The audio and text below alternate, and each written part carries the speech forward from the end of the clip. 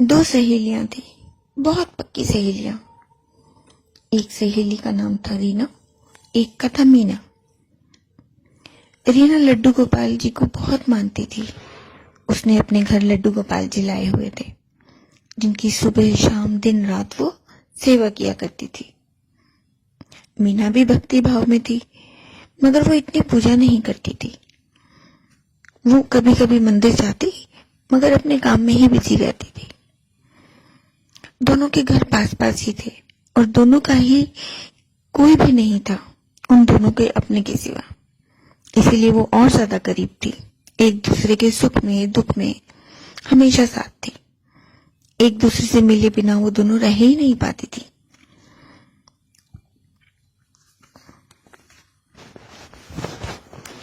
रीना अपने लड्डू गोपाल जी की सेवा में इतना बिजी रहती थी।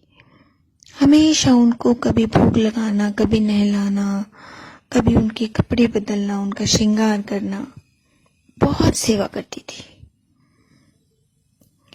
एक दिन उसके मन में विचार आता है कि मुझे चारों धाम की यात्रा पर जाना चाहिए। अब वो प्रोग्राम तो बना लेती है, लेकिन उसके घर में लड्डू गोपाल हैं तो उनकी सेवा कौन करेगा।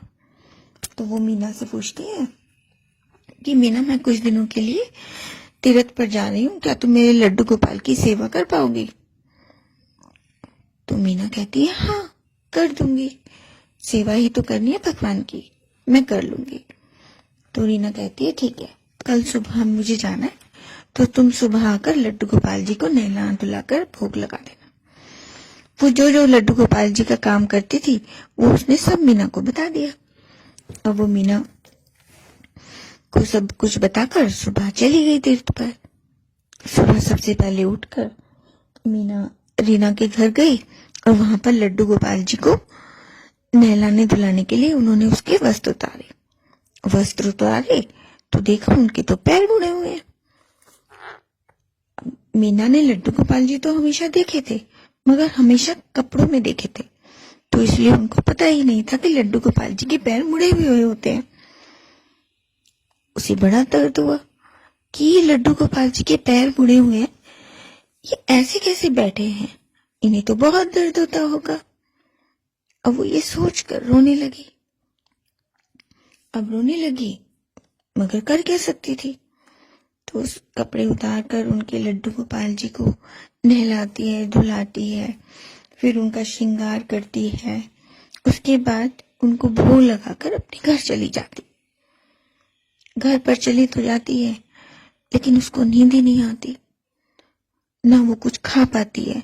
उसकी हमेशा यही सोचती रहती कि हाँ, लड्डू गोपाल जी, वो छोटा सा बच्चा, उसे कितना दर्द हो रहा होगा, उसके पैर मुड़े हुए हैं। तो वो सोचते सोचते सोचते सोचते रोने लगती है, बहुत रोती है।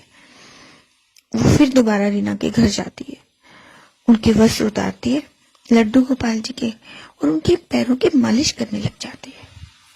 मालिश इसलिए कि जिससे उनके पैर सीधे हो जाए। उसने सुना हुआ था कि लड्डू गोपाल जी में भगवान जीवंत होते हैं।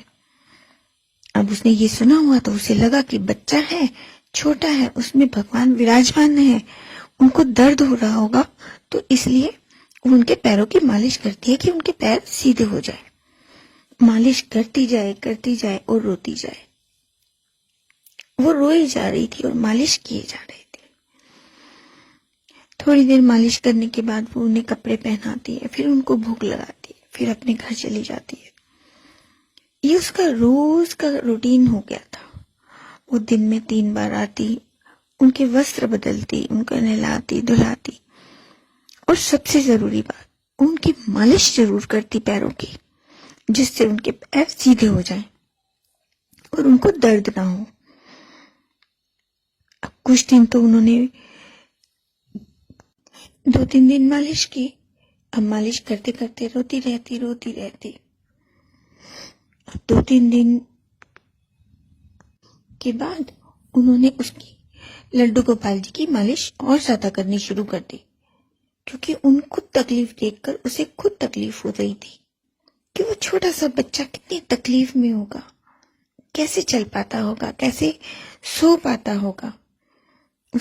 और लड्डू गोपाल जी की तकलीफ देखकर उनके आंसू भी नहीं रुकते थे। और लड्डू गोपाल जी उसकी तकलीफ देखकर पिघल गए। अब उन्होंने सोचा कि ये इतना रो रही है मेरे प्यार में, मेरी इतनी भक्ति कर रही है, मेरी इतनी सेवा कर रही है, तो मैं क्या करूं। वहां भगवान रो रहे, यहाँ मीना रो रही। अब दोनों भक्त और भगवान दोनों रो रहे थे।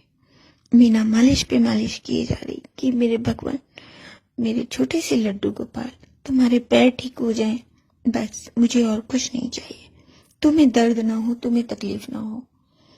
अब ये सब भगवान को इतना प्यारा लग रहा था, वो उनकी भक्ति देखकर इतना पिघल गए। तो उन्होंने सोचा मुझे कुछ करना चाहिए। जब मीना उनकी मालिश करके अपने घर वापस चली गई तो लड्डू गोपाल ने अपने पैर सीधे कर लिए और सीधे खड़े हो गए। अब शाम को मीना आई, देखा तो लड्डू गोपाल जी के पैर सीधे हैं। बहुत खुश हुई, बहुत खुश हुई, और खुशी खुशी में उसके फिर से आंसू छलक गए। बहुत रोई वो, मगर एक खुशी थी कि अभी से लड्डू गोपाल जी को कोई दर्द नहीं होगा। वो उनके कपड़े पहनाती है, फिर से उनको नहलाती है, धुलाती है, उन्हें भोग लगाती है। अब लड्डू गोपाल जी भी खुश, वो भी खुश। अब ऐसे ही वक्त निकलता जाता है तो उसकी दोस्त के आने का भी वक्त हो जाता है। अब रीना घर वापस आती है तो मीना से पूछती है, तुमने मेरे लड्डू गोपाल जी की सेवा की थी? मीना कहती है, हाँ, तुम कह के गई थी तो करनी थी। तो ठीक है, वो अपने घर जाती है। रीना जाकर देखती है लड्डू गोपाल जी तो है ही नहीं। वहां तो भगवान की मूर्ति है जो बिल्कुल सीधी खड़ी है। अब लड्डू गोपाल जी कहाँ गए? वो वापस मीना के पास जाती है। मीना से कहती है, मेरे लड्डू गोपाल जी कहाँ हैं? तो मीना कहती है, वहीं तो है, मैं तो उन्हें वहीं पे सेवा करती थी और वहीं पर आ जाती थी। तो रीना कहती है, वहां तो लड्डू गोपाल जी नहीं है। तो मीना उसे सारी बात बताती है कि जब मैं गई तो उनके पैर थे मुड़े हुए, तो मुझे बड़ा दर्द हुआ, तो मैंने उनकी मालिश करनी शुरू कर दी। अब मैं मालिश उनके दिन में 2 या 3 बार जरूर करती थी। तो कुछ दिन करने के बाद उनके पैर सीधे हो गए। अब ये बात रीना ने सुनी तो उसे बहुत अचंभा हुआ कि उसकी भक्ति और उसका भोलापन देखकर भगवान ने अपने पैर सीधे कर लिए। वो बहुत बहुत खुश होती है और अपने घर जाती है, लड्डू गोपाल जी के पैरों में गिर जाती है। कहती है, भगवान, मैं इतने वक्त से, सारी उम्र से आपकी सेवा करती हूँ, आपकी भक्ति करती हूँ, मगर आपने मुझे कभी दर्शन नहीं दिए। लेकिन उस भोली भाली मीना ने आपको अपना बेटा समझकर, बच्चा समझकर, आपके दुख को समझकर आपकी मालिश की, आपकी इतनी सेवा की, आपने उसको दर्शन दिए, और उसको दर्शन दिए इसमें मेरा भी सौभाग्य है। और वो बहुत खुश होती है। कहते हैं ना, भगवान को भक्ति भावना चाहिए, सेवा भाव चाहिए, समर्पण चाहिए। आप उम्र भर भगवान की कितनी भी सेवा करो, जब तक उसमें समर्पण नहीं होगा वो भक्ति सफल नहीं होगी। प्रेम, प्यार, समर्पण भगवान को आपसे मिला सकता है।